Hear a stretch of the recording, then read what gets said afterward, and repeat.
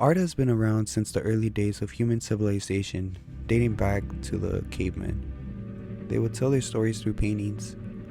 Later on, instead of painting in caves, we ended up painting on canvas. The only thing that hasn't changed is that we still tell our stories through art. For my two paintings for the project, I decided to go visit the beautiful Getty Museum. While there, I was amazed at how much interesting art and sculptures they had. It made me feel like I was in that time period. For my first painting, I will be talking about a painting named Sir Gawain Tempted to the Land Upon the Enchanted Islands by Samuel Palmer, who painted this in 1849. The plaque next to the painting describing it states, "Here the artist freely adapted a passage from Edmund Spenser's epic poem The Faerie Queene in 1590, in which the knight Sir Gawain is enchanted by Padadria to go with her to the Enchanted Islands." Set in an idealized and highly finished landscape, the scene demonstrates the wide range of texture and light effects that can be achieved with watercolors. When I first saw this painting at the first floor of the West Pavilion building, I was stunned by how beautiful, vibrant, and how well detailed the painting is. It looks like a photograph or a scene straight from a movie. What got my attention of this painting is how the painter Samuel Palmer captured his vision of a specific part of the poem. When looking at the painting, you are greeted with lots of different elements and techniques that come together in order to tell a story. There is a beautiful vanishing point close to the left, which is the sunset. This gives the whole painting its light. When looking at the trees and part of the island, you could see that it has many techniques. I could see is the amount of triangles used in the branches of the trees and the use of vertical lines. The meaning of triangles is to represent stability and power, and vertical lines represents strength and possibilities. Also, the leaves from the tree have motion, almost like if it's flowing to the left. What I found very interesting is that in the poem, or in the painting, there are two boats. One boat is going to the left, while the other is going to the right. The boat on the left has 3 people, while the boat on the right only has 1. It seems like there are 2 paths, one with land, animals, and people dancing, while the other seems unsure.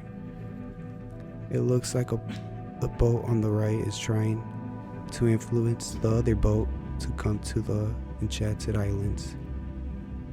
It has a lot of beautiful scenery, almost like heaven, with its clouds high above and the sunset right over the island.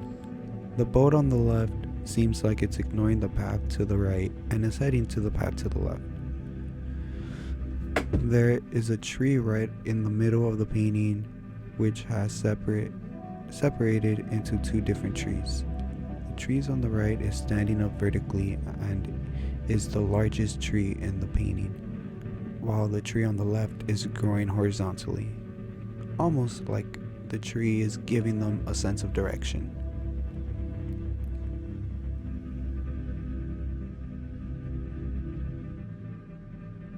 The second painting I viewed was in the same level as the first painting. The second painting is named The Destruction of Pharaoh's Host by a painter named John Martin in the year 1836. The plaque that describes the painting states, "Before a vast expanse of the sea and a blood-red sun, Moses raises his staff, summoning a wave to engulf the soldiers, horses, and chariots of the Pharaoh's pursuing army.